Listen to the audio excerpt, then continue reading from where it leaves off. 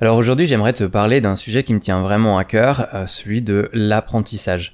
Si aujourd'hui tu galères à être confortable dans ta relation avec les autres, t'as des difficultés en fait à créer des conversations avec les gens, que t'as du mal par exemple à aborder des gens en ville, parce que c'est un truc que je parle pas mal en ce moment, que t'as du mal à être à l'aise, ne serait-ce dans tes conversations au téléphone, que t'as du mal à être à l'aise pour créer du lien avec les gens, pouvoir discuter, pouvoir aller vers les gens, pouvoir demander le contact d'une personne. Si tout ça, ça te parle, je t'invite à être attentif à cette vidéo. Dans cette vidéo, moi, ce que je veux te partager, c'est ma représentation de comment on sort de sa timidité, comment on fait pour, entre guillemets, vaincre de sa timidité. Et puis, il y a un truc aussi qui m'énerve un petit peu, enfin, même pas que ça m'énerve un petit peu, en fait, ça me saoule et ça me gonfle, en fin de compte. Je vois énormément de gens qui arrêtent pas d'être là à se dire oui mais j'ai pas assez confiance en moi pour aller vers les gens, oui mais je manque de confiance en moi pour pouvoir aborder des gens en ville, j'ai besoin d'être plus à l'aise, j'ai besoin d'avoir plus confiance en moi pour faire ci et pour faire ça. Et il y a un truc en fait ça me saoule parce que le message que j'ai envie de te faire passer, c'est comprendre que, et franchement j'ai envie de marteler là-dessus, c'est comprendre que pour être à l'aise dans le contact avec les autres, pour être à l'aise dans le rapport avec les autres, c'est quelque chose qui s'apprend. C'est une compétence qui s'apprend. La communication, c'est un truc qui s'apprend. Que ça soit apprendre à créer des conversations intéressantes, que ça soit apprendre je sais pas, à être à l'aise dans un entretien d'embauche, que ça soit être à l'aise pour discuter avec tes collègues de travail, que ça soit être à l'aise pour demander le contact d'une personne, que ça soit être à l'aise par exemple pour aborder des gens en ville. En fait, c'est toujours la même chose. C'est que c'est une question d'apprentissage. Et le truc, c'est que tu peux pas, en fait, c'est pas réaliste de vouloir tout de suite être confortable et à l'aise dans quelque chose que tu n'as jamais fait ou que tu ne connais pas très bien. C'est comme si en fait je te demandais, je vais prendre un exemple que j'aime bien utiliser, mais c'est comme si tu commençais à installer une slackline dans ton jardin, tu vois la sangle qu'on tire entre deux arbres pour marcher en équilibre dessus, tu vois, et tu l'attends sur 15 mètres, et c'est comme si en fait t'en avais jamais fait, et toi, tout ce que tu veux faire tout de suite, c'est être capable de faire un aller-retour sur les 15 mètres, tu vois, et sans te casser la gueule. Mais en fait, c'est pas possible. C'est juste impossible. C'est-à-dire quand tu vas par exemple aborder des gens en ville, tu vas te casser la gueule à un moment donné. Tu vas te tromper, tu vas faire des erreurs, tu vas te prendre des râteaux. C'est normal et ça fait partie du processus d'apprentissage. Quand tu vas apprendre à gérer des conversations avec les gens, c'est normal qu'à un moment donné, parfois, tu vas faire des gaffes, tu vas dire des trucs, tu vas te tromper, tu vas te sentir ridicule. Parfois, tu vas dire des trucs que peut-être que t'aurais pas dû dire et que tu dis ah ouais bah mince, ok bah en fait je me suis trompé, mais c'est pas grave, en fait j'apprends. Et moi j'ai vraiment envie d'insister là-dessus, c'est que et je le dis dans plein de trucs différents et à chaque fois j'essaye de le dire au maximum aux gens que je rencontre, c'est que tout s'apprend. Tout s'apprend. C'est-à-dire qu'en fait, apprendre à communiquer avec les gens, et même par exemple une autre dimension que je vais sûrement commencer à aborder dans les prochaines semaines, que ça soit la dimension de la séduction, c'est quelque chose qui s'apprend exactement comme on apprendrait une nouvelle langue, exactement comme on apprendrait à parler anglais. Je me souviens que quand j'étais au collège, quand j'étais en 4e, et c'est une histoire vraie, j'ai vu une prof d'anglais faire pleurer une élève. Est-ce que tu penses sincèrement que cette personne-là, elle va avoir envie derrière d'apprendre l'anglais et de participer? Non, sûrement pas. Ou en tout cas, elle va se retrouver en fait avec une appréhension énorme de lever la main pour participer. Je pense que ça nous est tous déjà arrivé d'être en cours, tu vois, en cours d'anglais, et en fait on est tellement flippé par le regard des autres, d'être jugé, d'être moqué, de dire un truc qu'il faut pas, ou de faire une erreur dans notre langage ou dans la prononciation. On est tellement flippé par ça qu'en fait on participe pas. On participe plus, et résultat, en fait, quand tu participes pas, tu t'offres pas l'opportunité de t'améliorer. Et ça tombe bien parce que moi l'anglais c'est un truc qui me parle bien, tu vois. Actuellement je travaille dans un aéroport le week-end, je travaille à l'aéroport de Grenoble en tant qu'agent de check, d'enregistrement des bagages, et je travaille là-bas tous les hivers en fait en intérim depuis 2017. Et quand je suis arrivé là-bas, Je suis arrivé donc en 2017. Je suis arrivé, j'ai pas fait d'entretien d'embauche parce que en fait ils étaient dans l'urgence et j'ai commencé en tant qu'agent PMR. Donc en fait je m'occupais des personnes à mobilité réduite, tu vois. Donc en fait à l'aéroport de Grenoble c'est principalement des Anglais qui se cassent une jambe au ski. Et je me souviens qu'à l'époque quand je suis arrivé, j'étais encore en fac de psychologie et j'avais aussi des cours d'anglais à la fac, des cours d'anglais qui étaient pourris, vraiment des cours d'anglais qui étaient pourris avec une prof qui attendait 2 heures pour te faire passer ton oral d'anglais et le faire passer à la fin plutôt qu'au début. Du coup en fait pendant 2 heures t'étais en mode t'appréhendes et tu stresses, tu vois. Moi je trouvais ça vraiment je trouvais ça irrespectueux de la part des étudiants de faire ça. Parce qu'on sait très bien que faire des oraux, ça fait flipper les gens et que c'est stressant. Et moi, je trouvais ça complètement débile de faire ça. Et en fait, moi, quand je suis arrivé en aéroport pour bosser en 2017, je parlais pas un seul mot d'anglais. Et mon employeur m'a demandé, ouais, tu parles anglais? J'ai fait, oui, un petit peu. Et en fait, elle m'a dit, oh bah, tu vas te débrouiller, tu regarderas des séries télé et puis tu te démerderas. Et en fait, c'est exactement ce qui s'est passé. Je me suis débrouillé, sachant qu'on m'a mis sur le poste agent PMR. Bah, qu'est-ce que tu fais? T'accompagnes ton passager depuis le moment où il est à l'enregistrement jusqu'au moment où il est assis dans l'avion. Donc, en gros, t'es pendant à peu près 1h30, 2 heures à parler anglais avec lui, de tout et de rien. Et donc, en fait, bah, ça demande un vocabulaire qui est très riche. Et j'ai appris l'anglais.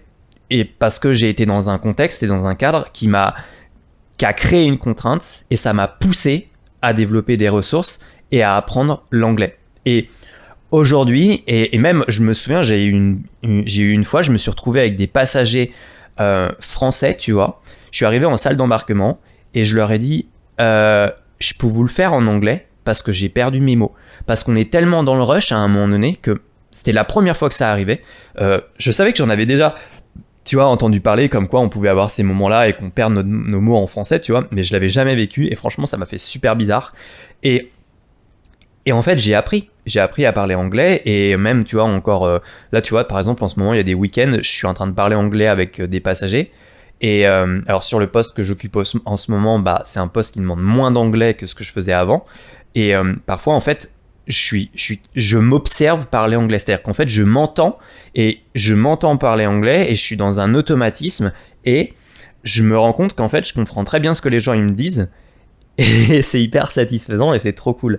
Et en fait la communication, c'est que la communication, apprendre à gérer des conversations, apprendre à aborder des gens en ville, apprendre à être à l'aise au téléphone, ce sont des choses qui s'apprennent. Et franchement, j'ai vraiment envie d'insister là-dessus, mais c'est des choses qui s'apprennent. Et une chose est sûre, c'est que le meilleur moyen pour être à l'aise dans des conversations, le meilleur moyen pour être à l'aise quand tu abordes des gens en ville, le meilleur moyen pour être à l'aise pour parler en public, le meilleur moyen pour être à l'aise au téléphone, c'est de participer et d'en faire et d'y aller. La confiance en soi, en fait, le truc c'est ça, c'est qu'il y a beaucoup de personnes, et je le vois sur certains groupes de timidité et de confiance en soi, les gens ils veulent absolument avoir confiance en eux avant de passer à l'action. Mais ça en fait c'est une grosse erreur, parce que le truc c'est que si tu penses comme ça, tu passeras jamais à l'action. Et le truc, c'est que moi, il y a une question que j'aime bien poser parce que tu vois, moi, mon métier, c'est praticien en hypnose ericksonienne. Et justement, j'utilise énormément l'hypnose pour accélérer l'apprentissage. Parce que quand tu es en formation d'hypnose, en fait, tu apprends l'hypnose par l'hypnose. C'est-à-dire qu'en fait, les formateurs utilisent l'hypnose pour nous enseigner l'hypnose. Donc, c'est quand même assez particulier. Et on est saturé. Quand je dis qu'on est saturé, on est vraiment saturé de suggestions sur l'apprentissage. Et on finit par apprendre. Et même, tu vois, j'ai envie de te dire un truc, mais tu vois, même chez les gens, chez des stagiaires en hypnose, qu'à un moment donné, j'ai pu faire pas mal d'ateliers avec d'autres stagiaires en hypnose, parce qu'en vrai, j'avais une autre chaîne YouTube qui comptait 4500 abonnés sur le sujet. Même avec des personnes qui sont stagiaires en hypnose, je retrouvais quasiment des problèmes similaires à ce que je partage aujourd'hui sur cette chaîne. C'est-à-dire qu'en fait, les gens, ils ont peur de faire des séances en tant qu'accompagnant parce qu'ils ont peur d'être ridicules, ils ont peur de se tromper, ils ont peur de faire des erreurs, ils ont peur que les gens se rendent compte que ce qu'ils racontent, ils sont à côté de la plaque, ils ont peur que ça marche pas, ils ont peur de pas être écoutés. Et en fait, le truc, c'est que ces peurs-là, elles sont normales, elles sont ok, mais le truc, en fait, c'est accepter de faire des erreurs. Moi, je me souviens, en 2017, la première fois que j'ai été en formation d'accompagnement à Nice, à l'Arche. Donc, si tu es curieux d'aller voir, l'Arche, c'est une école d'hypnose. Pour la première fois de ma vie, on m'a dit ça en formation d'accompagnement. Et tu vois, à l'époque, j'avais 22 ans, c'était en 2017, et je faisais partie des gens les plus jeunes de la formation. Et je trouvais ça ouf que d'avoir attendu autant de temps pour qu'on me dise ça en formation et qu'on me l'ait pas dit plus tôt à l'école en fait. Et le formateur, il a commencé la semaine de formation par nous dire trompez-vous, faites des erreurs, cassez-vous la gueule et recommencez. Et je pense qu'en vrai, on le dit pas assez. Mais moi, il y a un truc sur lequel j'insiste énormément, tu vois, c'est que, et c'est vraiment un truc sur lequel j'ai envie d'insister, c'est vraiment le message que j'ai envie de te transmettre, c'est que si tu veux être à l'aise dans la conversation à l'autre, dans le rapport à l'autre, dans le fait d'aborder des gens en ville, il va falloir que tu fasses des erreurs. Il va falloir que tu te trompes. En fait, tu peux pas échapper à ce processus-là. C'est impossible. Si quelqu'un te dit que tu peux éviter de faire des erreurs, c'est que c'est une grosse connerie, que c'est du bullshit, parce que en fait, la réalité du terrain, elle est tout autre. Pour moi, c'est important vraiment d'avoir un message qui est réaliste, qui est clair, qui est entre guillemets en contact avec vraiment ce qui se passe avec la réalité du terrain. Je vais te donner un exemple, mais quand tu abordes des gens en ville, par exemple, la réalité, c'est que tu te fais rejeter à peu près 2 fois sur 3. Et c'est une réalité, en fait.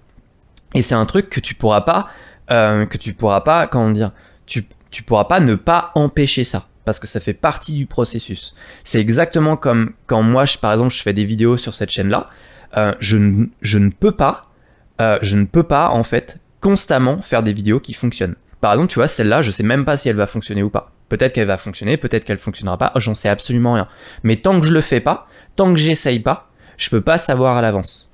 Et le truc, c'est que quand tu veux être à l'aise dans des conversations, en fait, c'est le même principe. C'est que tu as besoin de participer pour pouvoir apprendre. La communication, apprendre à gérer des conversations, apprendre à être à l'aise au téléphone, apprendre à gérer des dates par exemple, apprendre à gérer des entretiens d'embauche, apprendre à aborder des gens en ville, ce sont des processus qui s'apprennent exactement comme on pourrait apprendre la guitare, exactement comme on pourrait apprendre à faire du vélo, exactement comme on pourrait apprendre à passer son permis de conduire, exactement comme on pourrait apprendre à parler anglais. Quand tu apprends à parler anglais par exemple, bah oui, parfois tu vas faire des lapsus révélateurs, tu vas faire des trucs tu vas faire des trucs drôles, tu vas faire des erreurs qui vont être drôles, tu vas te tromper, tu vas faire des erreurs, tu vas te tromper sur la prononciation, tu vas faire tout ça en fait. Et c'est normal et ça fait partie du processus d'apprentissage en fait. Même je dirais un truc, c'est que c'est prendre du plaisir à apprendre, à te voir évoluer, à apprendre à prendre du plaisir en fait à observer que il y a des moments où tu te casses la gueule et puis en fait tu fais des erreurs et puis à un moment donné tu réussis, t'arrives.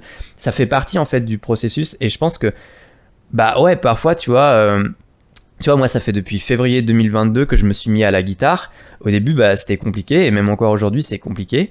Parfois en fait j'ai du mal, en fait je vais apprendre à placer mes doigts sur les cordes, je vais apprendre les accords magiques, je vais me tromper, je vais faire des erreurs, il va falloir que je recommence, il va falloir que je répète encore et encore et encore et encore et encore jusqu'à ce que j'intègre. Et puis en fait au bout d'un moment tu te rends compte que mais en fait je peux avoir de la corne sur les doigts, tiens c'est étonnant.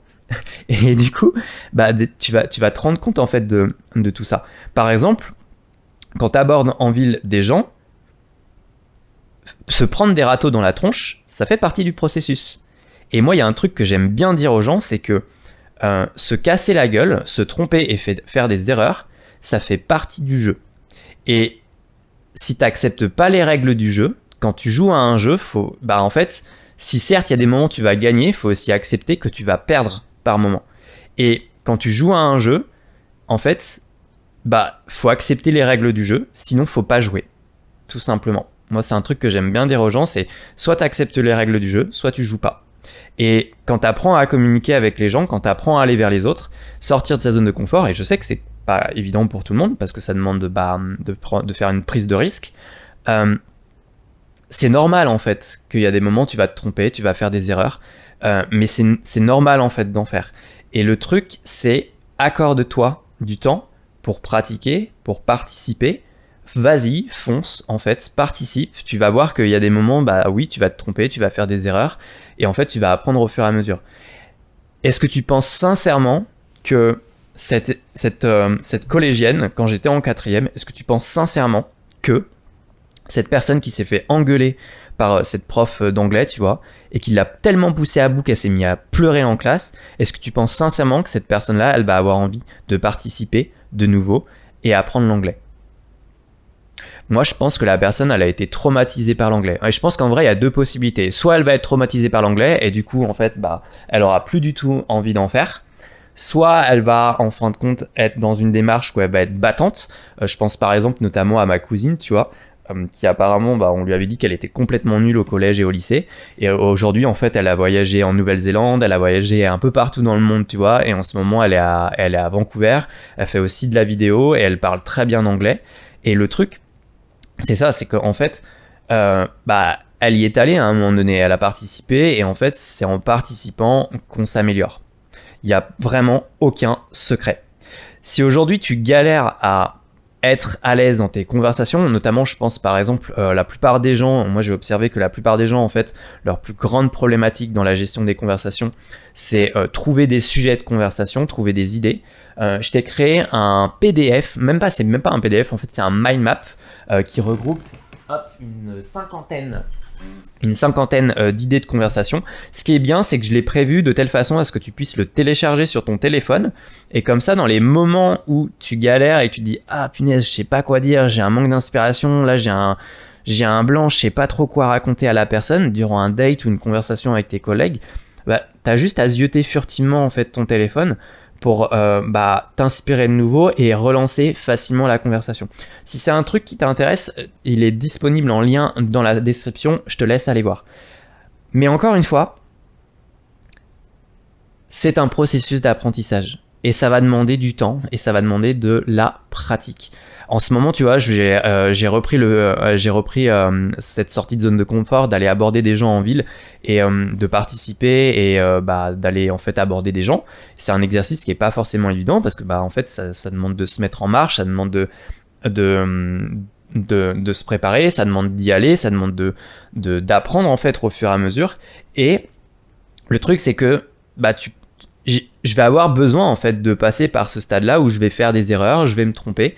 Et moi, j'aime bien dire que l'apprentissage, apprendre à communiquer avec les gens, c'est un peu comme quand tu apprendrais, par exemple, ne serait-ce à faire de la guitare, c'est un peu comme quand tu apprends par exemple à faire du vélo pour la première fois. Là, au début, en fait, c'est normal que t'es pas à l'aise parce qu'il y a plein de trucs à gérer. Faut regarder devant soi, faut tenir le guidon, faut se maintenir en équilibre. En plus, il faut regarder la direction, faut regarder où tu vas, faut rester en équilibre sur le vélo, faut appuyer sur les pédales de façon synchronisée en fait. Et en plus de ça, faut avancer. Et il y a plein de trucs à faire en même temps. C'est pour ça qu'au début, on se met en fait des petites roulettes. Et en fait, au fur et à mesure où tu pratiques, on enlève les petites roulettes. T'as soit un de tes parents, soit un frère ou une sœur qui va te tenir derrière. Puis à un moment donné, en fait, tu vas pas te rendre compte qu'il te lâche. Et à un moment donné, pouf, t'es lancé. Et ça y est, tu réussis. Et en fait, c'est ça l'apprentissage. Mais avant, entre-temps, tu vas te casser plusieurs fois la figure. Et tu vas avoir des bleus sur les genoux ou tu vas te faire mal. C'est normal, ça fait partie du processus d'apprentissage. Un peu comme quand on apprend à passer son permis de conduire. Moi, je me souviens que la première fois, c'était à 2-3 ans, je crois. Je me souviens que la première fois où j'ai la première heure de conduite, il y avait tellement d'informations que mon cerveau, il saturait. Et au bout d'une heure, j'étais incapable de me souvenir le trajet que j'avais fait. Mais vraiment, c'était impossible. J'avais tellement saturé parce que quand tu apprends ton permis de conduire, c'est pareil en fait. Faut trouver le point de patinage avec l'embrayage, faut accélérer, faut freiner au bon moment, faut regarder dans le rétroviseur central, faut regarder sur les rétroviseurs extérieurs, faut tenir son volant, faut donner une direction, faut connaître son code de la route, faut changer les vitesses au bon endroit. Et il y a beaucoup de coordination en fait. Et puis t'apprends, tu sais pas comme ça conduire du jour au lendemain en 1 heure. Il y a des moments au début, tu vas caler ton moteur. C'est normal. Tu vas faire des erreurs. Parfois, moi, tu vois, il y a pas longtemps, j'ai gratiné un petit peu la voiture. C'est normal, en fait. Et au fait, au fur et à mesure où tu vas Tu vas conduire, tu vas passer ton permis, ton permis, tu vas avoir en fait ton petit papier, ton examen, puis à un moment donné, tu vas te lancer pour la première fois tout seul en voiture, tout seul sur la route, tu vas te rendre compte que ça y est, tu conduis enfin, et en fait, au bout de 2, 3, 4, 5 ans, tu te rends même plus compte de ce que tu fais sur la route en fait. Et tu fonctionnes de façon totalement automatique et inconsciente. Et le truc, c'est ça, c'est que la communication, c'est un truc qui s'apprend de cette façon-là. C'est-à-dire qu'en fait, au début, il y a plein de choses à gérer. Dans la communication, l'art de la conversation, l'art de gérer des dates, par exemple, l'art de faire une approche en ville, d'aborder des personnes, il y a plein de choses à gérer. Il y a la partie non verbale, chose que j'ai pas trop parlé encore sur cette chaîne, c'est-à-dire la distance de proximité, ton non-verbal, ta synchronisation, ce que tu vas dégager aussi, ton aura, et puis il va y avoir après la partie verbale, c'est-à-dire que va y avoir le contenu de ce que tu dis, les sujets que tu vas aborder, qui est une façon de créer du lien avec les gens. Dans la partie non-verbale, on peut aussi retrouver le paraverbal, c'est-à-dire le rythme de ta voix, le timbre que tu vas mettre dans ta voix, le rythme aussi, les silences, la façon de gérer l'espace et les silences. C'est aussi quelque chose que tu peux apprendre. Tu vas apprendre aussi à gérer la distance de proximité avec la personne, parce qu'on n'a pas tous la même. Et tout ça, c'est des choses que tu vas apprendre inconsciemment. Et à un moment donné, tu vas pas te rendre compte que tu le fais naturellement. Donc, ce que je t'invite à faire dans les prochains jours, c'est garder ça en tête, c'est que participe au maximum dans tes interactions et tes conversations pour être de plus en plus à l'aise et accorde-toi du temps pour apprendre et autorise-toi à faire des erreurs. Voilà, en attendant, j'espère que cette vidéo t'a plu, j'espère en tout cas t'avoir apporté le maximum d'informations. Moi, c'est vraiment ce que je t'invite à faire. Juste participe et apprends et surtout prends du plaisir dans ce que tu fais. Voilà, en attendant, je t'invite à t'abonner à la chaîne si c'est pas déjà fait et on se dit à très vite.